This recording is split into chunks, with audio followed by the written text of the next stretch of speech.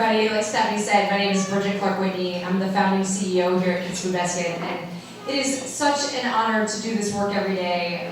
Each and every day, we are increasing access for our children all across West Michigan to have access to good, healthy, nourishing food. Food that is the foundation for good health. And the foundation for good health is the foundation for a good future. And we believe that every child has the right to healthy, nourishing food, that it's not a privilege, it is a right.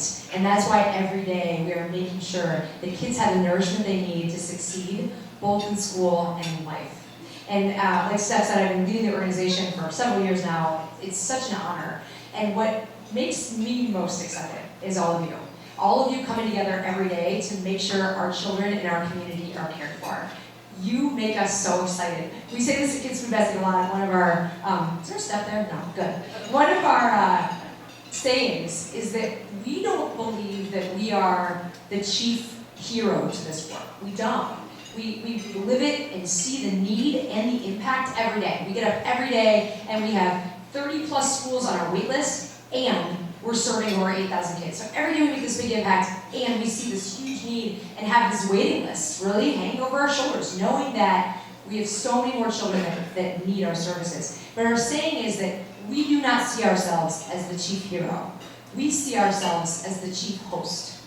All of you who are participating in and firing up and making Kids Food Basket happen every day, you are the heroes. So, I want to do a little game here.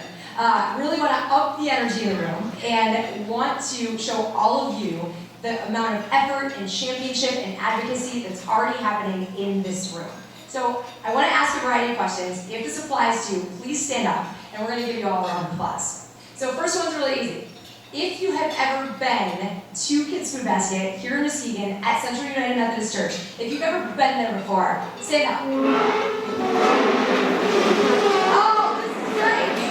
All of you. See, this is what's so exciting to see such a huge room. All right, everybody, round of applause for yourselves.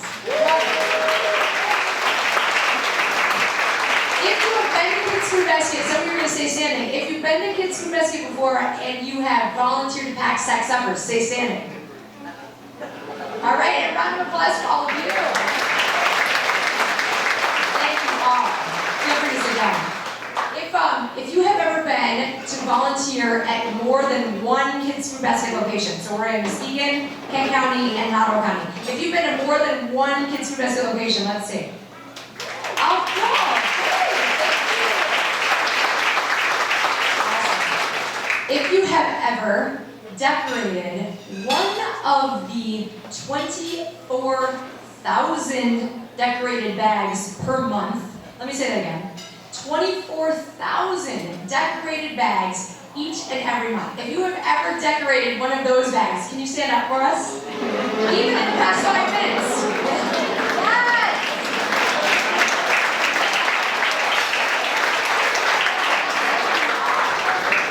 Work.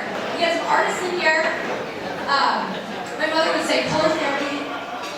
If you have been involved with Kids Food Basket for Kids Food Basket here in Muskegon, if you've been involved for more than 3 years, can you stand up? Cool. Good. Again.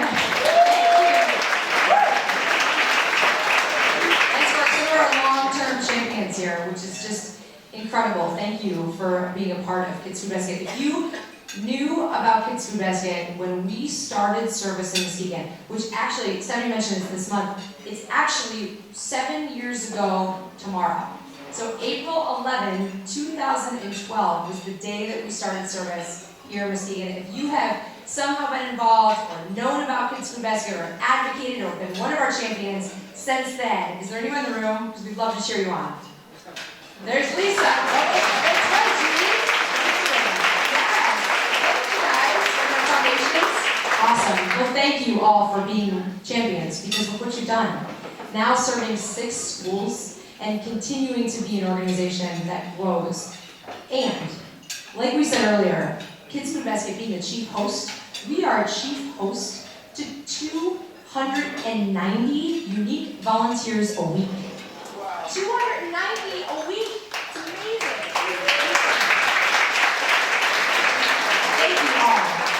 Kids Food Basket is the largest volunteer program right now in the Midwest as well. So if you are a part of our volunteer program, which all of you are now, you are a part of the largest volunteer program in the Midwest, which I think just speaks to our tenacity for the kids that we serve, for our tenacity for our communities, for knowing that every single time we get a healthy, nourishing meal into the hand of a child we serve, we are making a difference. Every time we do that, we are growing brighter futures, right? We're giving kids the nourishment they need so that they can be their best selves. Poverty comes with so much stress and so many barriers. And we are looking to break down those barriers, especially the barriers that come along with generational poverty.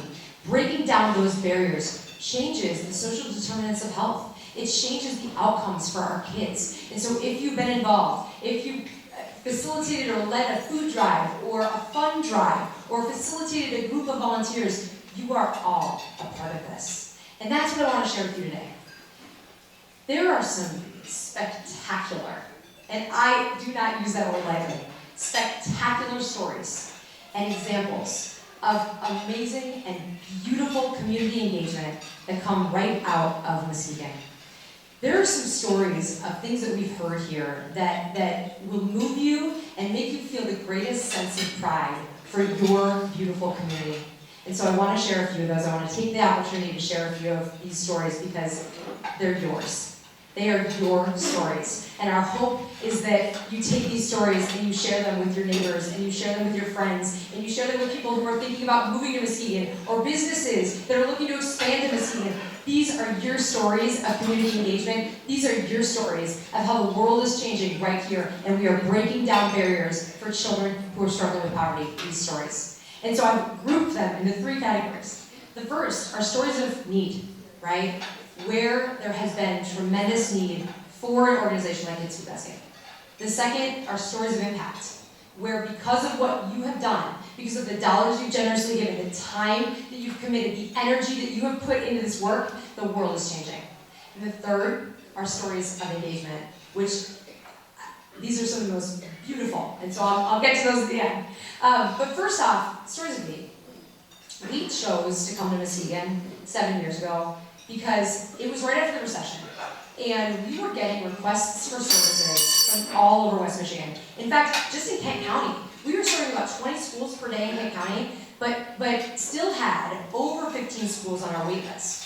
And we were getting so many requests for services from the Lakeshore. And we knew that we had a model, we had a program that worked. It made an impact. We had the data proving that when kids are well nourished, they are sick less, there's less truancy, there's better scores and national test scores, and there's less behavioral issues. We had that data, right? And so when you have that data, when you know what you're doing is genuinely, truly making a difference, it's almost irresponsible not to grow, right?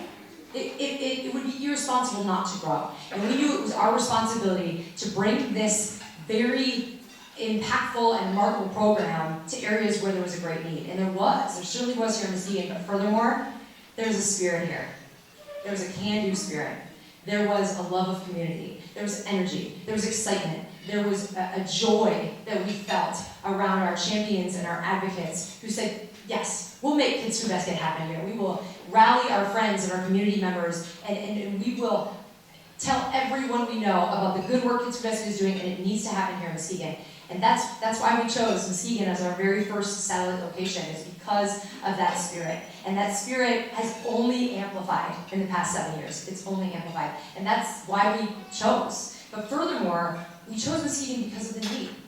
Here in Muskegon, today alone, 58% of students in Muskegon receive free or reduced school lunch. So that is at poverty threshold or below. 58% of students in Muskegon, that's a very large number. And so, although we are serving over 1,200 kids each and every weekday, we have a responsibility to continue to grow.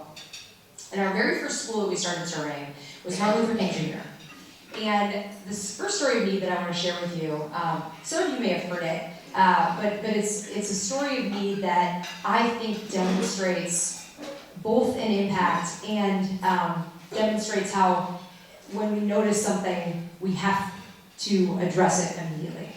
And so we started serving kids at MLK. This was our pilot program, so to speak. And it was going really well. And we learned about 3 weeks into serving the kids at MLK that they shared a busing system and a bus with kids from Edgewood Elementary. So you can see where this is going, right? We served kids at MLK, and we were serving healthy, fresh, good food in our sack suppers every day. Those were all decorated because it's Muskegon. And every day we would deliver these meals to MLK, and then the kids would have them at school, eat them at school. Well, the busing system picked up kids at Edgewood first. And they would pick up the kids at Edgewood and then drive to MLK. Well, at MLK they had sack suppers, and at Edgewood, while there was a huge need, we were not yet able to serve the kids at Edgewood. And so the bus would pick up the kids at Edgewood and take them to MLK to pick up the kids at MLK. And as soon as the bus got there, the Edgewood kids would tear off the bus. They would run off the bus into MLK, where the teachers had set up a table if any kids were absent, if there was any food that wasn't needed or wasn't eaten, or kids wanted to share. They wanted to share with their Edgewood friends, they would put it on this table. And the Edgewood children would divide up everything that was on that table.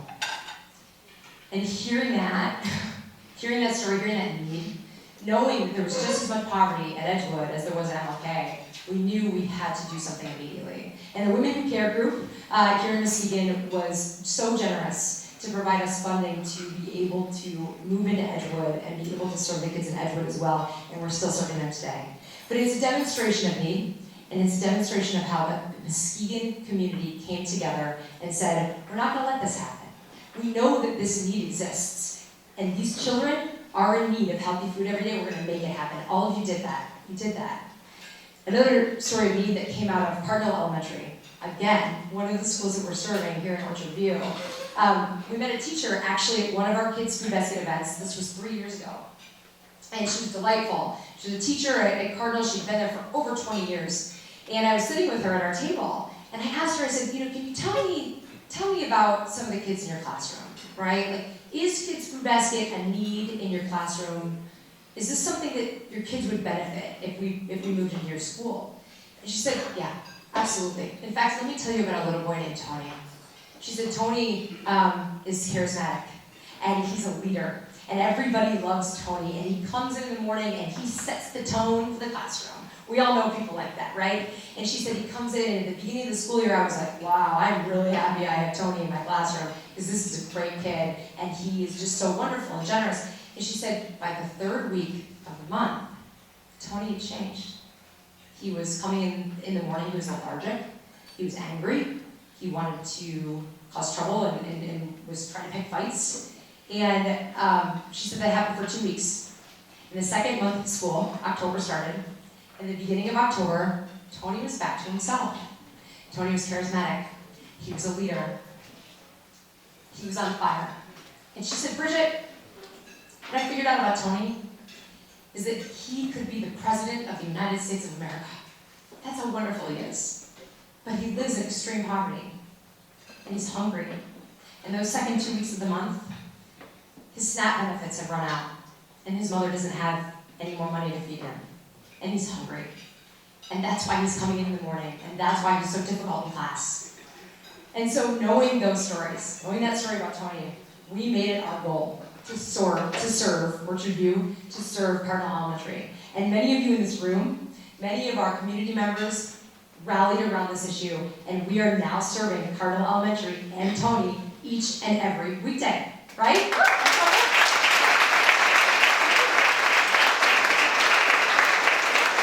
Two stories of need.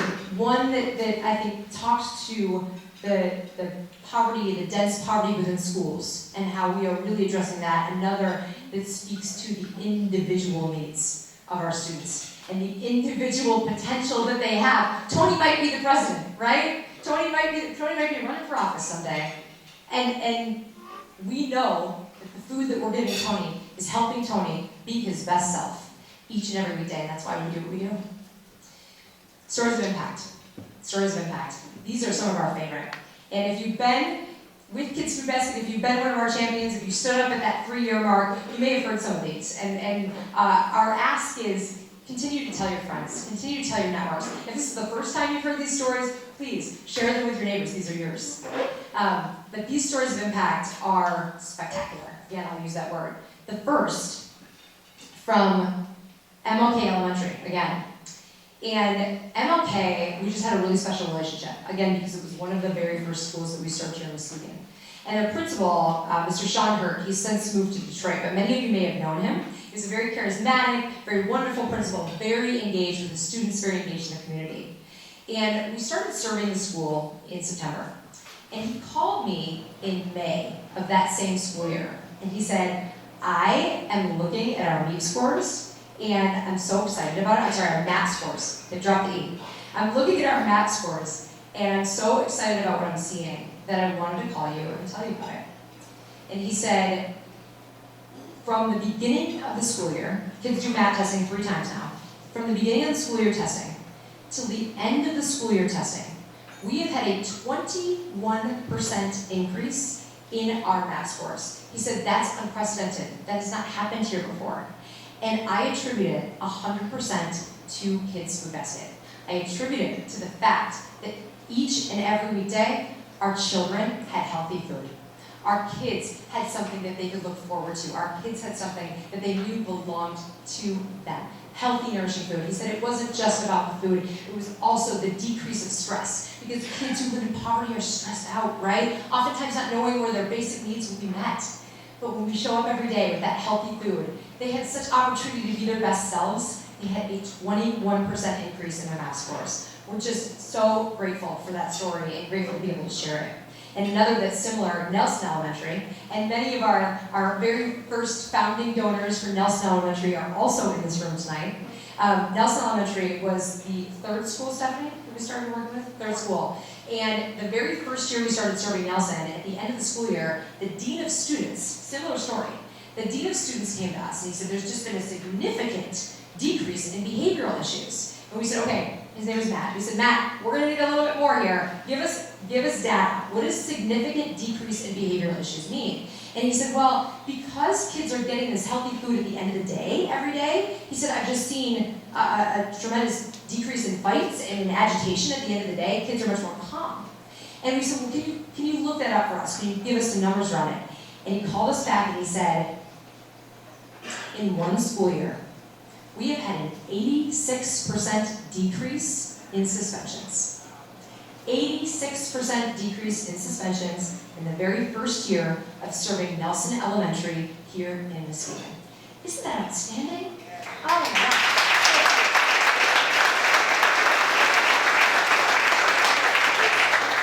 And that, just another story that demonstrates, again, when we know we have something that works so well, we feel very called to continue to grow with all of you. And so, my last few stories, I'll be quick here, Steph. My last few stories are around engagement. And these, again, are very unique here to Muskegon. They're unique to your community. The first, which Stephanie mentioned earlier, the bags. 24,000 decorated bags each and every month. 24,000. So, Muskegon County is the only location out of our 3 locations that provides a decorated bag every single day for all of our students. It's so cool.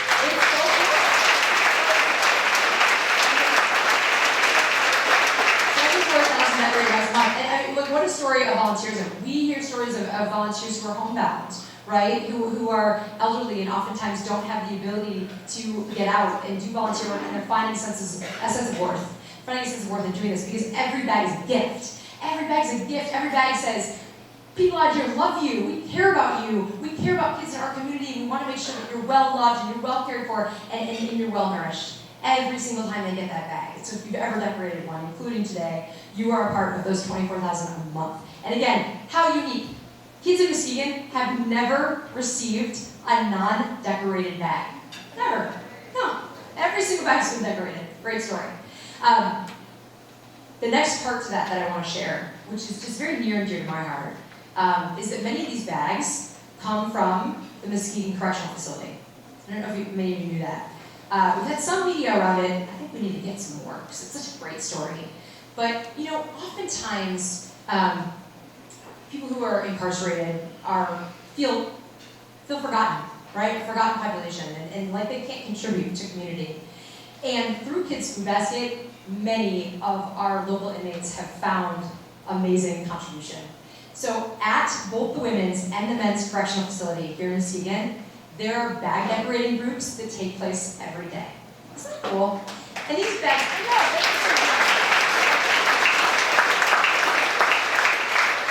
the bags are beautiful. Oftentimes they're just legit works of art. They're cartoons, they tell stories, and those that reside at the correctional facility are very proud of it.